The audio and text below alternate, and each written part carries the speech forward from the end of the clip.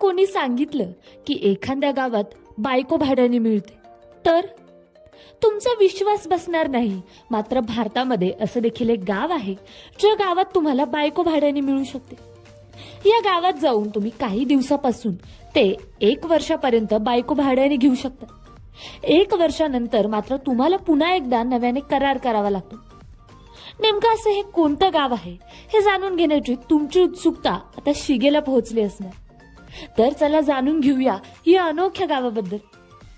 तर शिवपुरी असं या गावाचं नाव आहे. हे गाव भारताच्या मध्य प्रदेश राज्यात येतं. इथे फक्त अविवाहित तरुणीच नाही तर विवाहित बायका देखील भाड्याने मिळतात. त्यासाठी तुम्हाला 10 रुपये किंवा 100 रुपयाच्या स्टॅम्प पेपरवर करार करावा लागतो.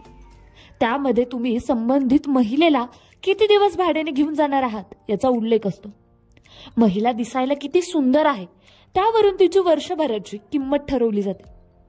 इथे महिलेवर 15,000 रुपयापासून बोली लावली जाते ते 15 लाखापर्यंत. त्यानंतर वर्षभराचा करार केला जातो.